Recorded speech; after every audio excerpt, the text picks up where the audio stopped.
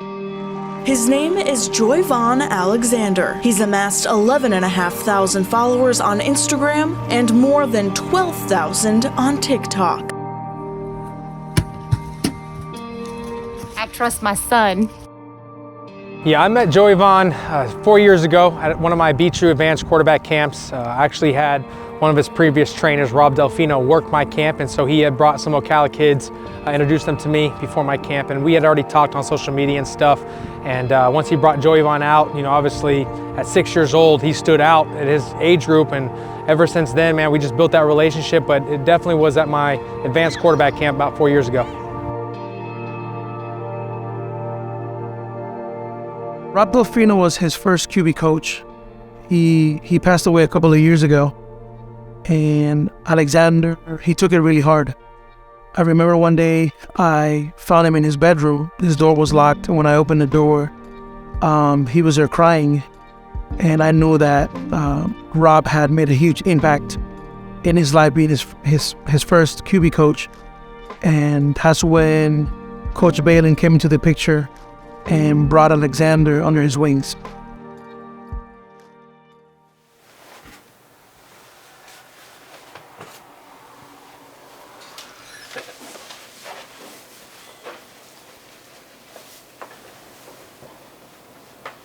Get up.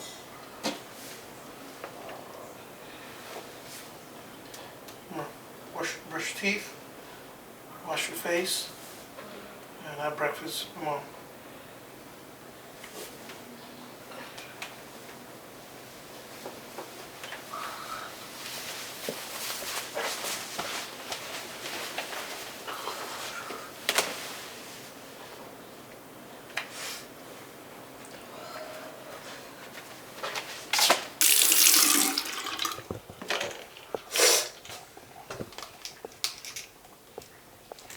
Toothpaste.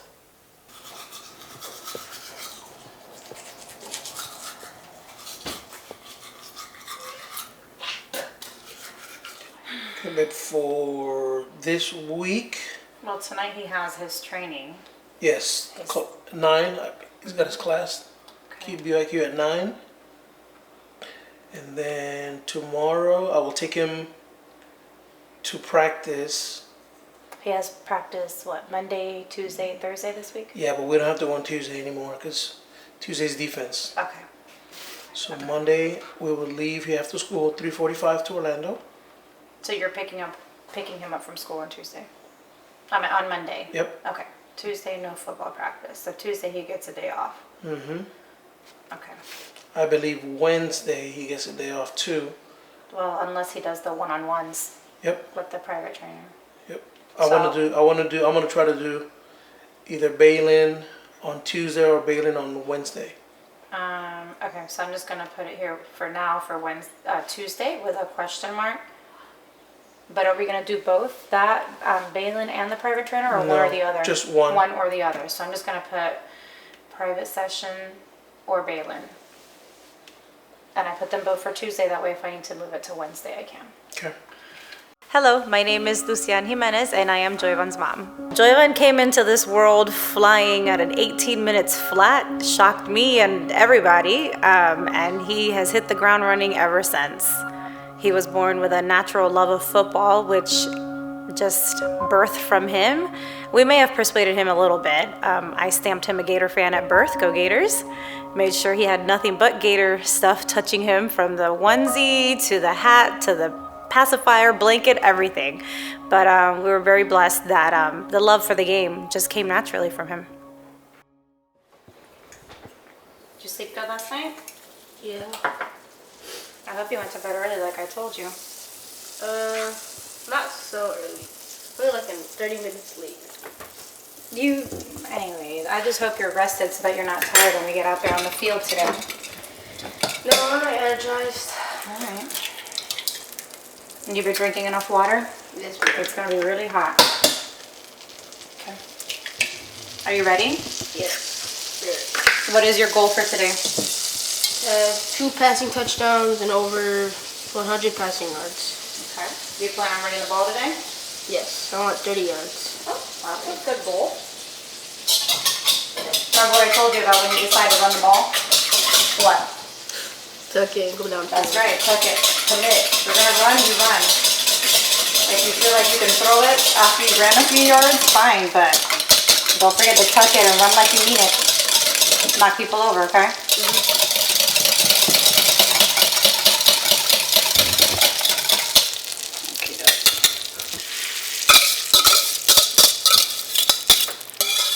You said you want the turkey and your eggs, right? Yes, please. All right. Smells good. Thank you, thank you. You put cheese in it too? No, cheese can be a little greasy, and you don't particularly like cheese. No, not really. I know you don't. Not specific types of cheese. But you don't like cheese in your eggs. Make sure you give everybody the pep talk at the beginning, okay? They feed their energy off of you. You're the leader, okay? So you gotta make sure you go in there pumped and ready to go. Okay, they see you all mopey, it's gonna rub off on them, okay? All right.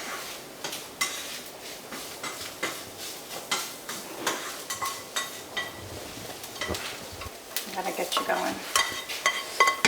Smells super. Thank you, thank you.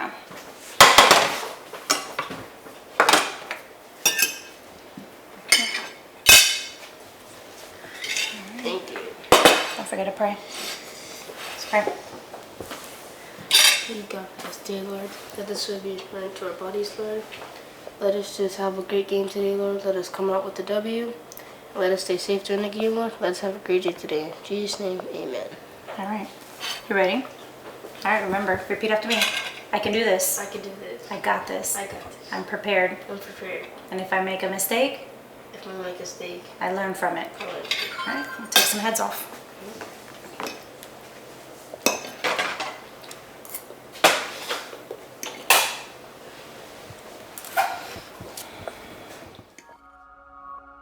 He recently recreated a video from Tom Brady posted on social media, and it's gone viral. An NFL coach, Brad Johnson, he messaged him on TikTok, and I was like, wait a minute, this guy's a Super Bowl quarterback. If he commented on this video, it means that there's something special here. Clinton Hart, owner of Healthy Arts Fitness, retired NFL player living here in Ocala, Florida. So how long have you been working with Alexander? A year's on and off. He's had some great mentors and great coaches all around. This kid is an amazing kid. I've been able and blessed enough to have him in my presence and throw with him, catch with him, and see some things, because I was a quarterback in high school too. So, and I've seen some things right away with him that, just stand out. He's bar none the best young, probably better than, throw the ball better than a lot of high school guys right now.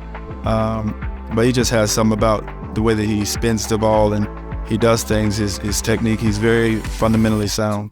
Initially, what would you say is the first thing that impressed you about him? His humbleness. He's very quiet. He don't say much. I like that in an athlete. Don't do a whole bunch of talking. Show me what you can do.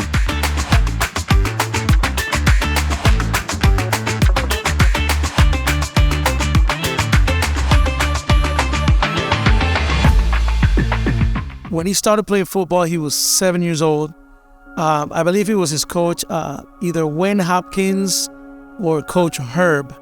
They can fight about it, but they couldn't say Joivan, so the easiest thing was to call him Tua. I guess they said he looked like Tua, so everybody started calling him Tua. And then when he got on ESPN, I think Tua just stuck, and everybody calls him Little Tua now, and it's just been hard to stop. We might change that really, really soon so they can really get to know him. But Tua, that name just went viral. What would you say has been the biggest challenge of him being a quarterback? Oh, man. Playing the quarterback position is a really, really expensive position. It takes a lot of money for training, personal training, camps. It's a lot of money. We're from Panama. We're not rich. But we know that God gave him a talent, and we really want to sow into his abilities. And that's where our whole family comes together, because everybody, they pitch in to help him pay for camps and to travel and hotels and cleats. The other part I would say is hard is there's a lot of hating in this game. You know, you encounter other parents that their kids play quarterback and everybody wants their kid to be number one, and there's just a lot of hating on social media, and I've even gotten messages how the competition is. I think it's part of the game, but there's just a lot of hating when it comes to playing the quarterback position.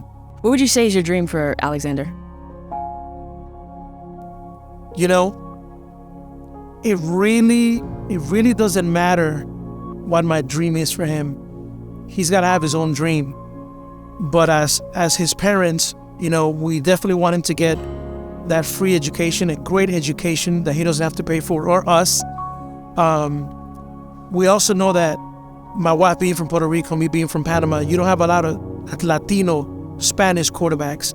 So we know that him playing this position at the highest level is going to make history, especially for our country.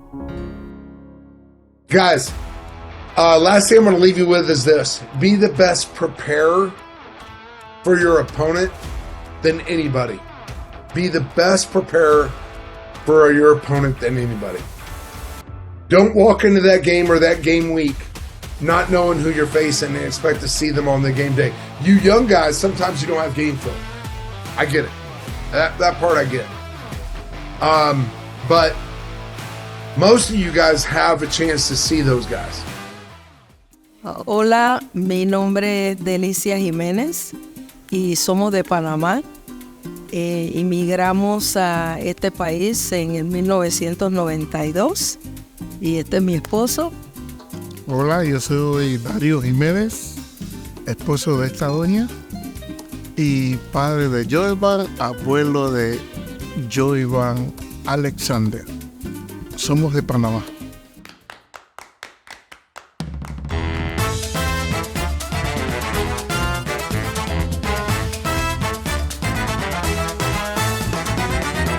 El gordito, como dijo su coach, él es muy quieto, él es calladito, él no habla mucho. Lo que tiene que decir, él lo dice. Es muy amoroso y le gustan mucho los Skittles y los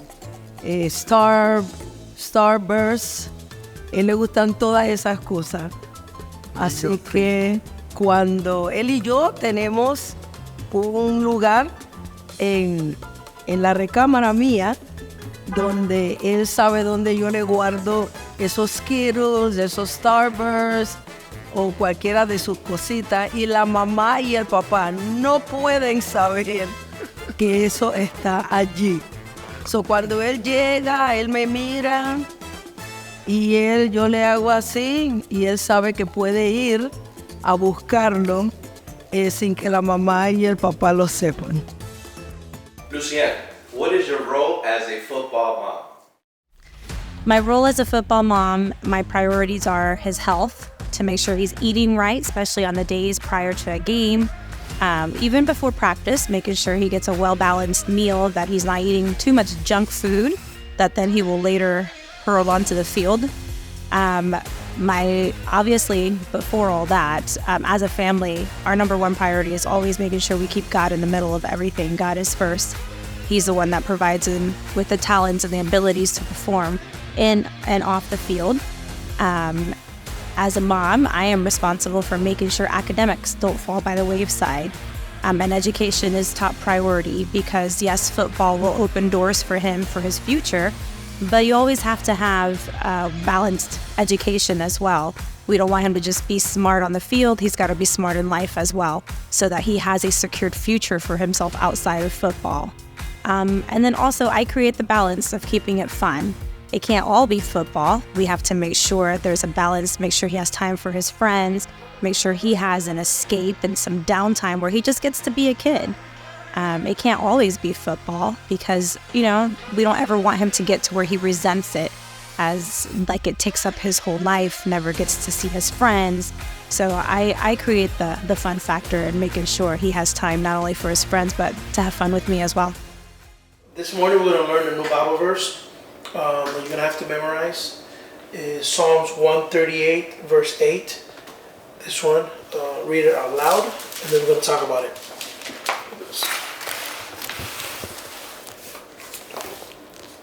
Psalms 138:8. The Lord will fulfill his purpose for me. Your love, O Lord, endures forever. Do not abandon the works of your hands. Good. Okay, so let's write it down first so we can memorize it. What is it again? The Lord will fulfill the purpose in me. His purpose. His purpose for me. Mm-hmm. Your love, O Lord, endures forever. Just finishing his purpose for me.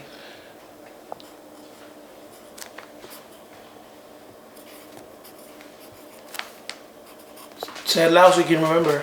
Psalms 138:8. Okay. What does that mean for you? That he will take my talents to the next level to help anybody in need. Okay, let's slow that down though. The Lord will fulfill his purpose in you. Like his promise. Okay, why do you think his purpose is for you? Like, break it down. Like, his purpose in me is like to make sure I can help people in any way that I can. Good. And then be the best person I can be. Good. Hola, mi nombre es Lucy Colón Amaro y yo soy la abuela. My desire is that he follows on his dad's footsteps. Not to minimize his mom, but because of the nature of his passion for football, along with his dad's passion for football, well, they're always together. And if you follow their Facebook page and any other application out there, I love that relationship they have. The time that they pass in the car and what he posts, what they talk about, and then what the expectancy of dad is about him. Says, no football, we need to memorize this Bible verse. So I love that. And I pray that Alexander continues one day, because dad's not going to be around forever. He's going to go to college one day and dad's not going to be there. That all that's been imparted to him by dad in those road trips and those nights at hotels may stay with him, through all his life. And then that it can be a life application in football, in college, marriage, and on and on. That's my goal, because everything will just be extra if God is first.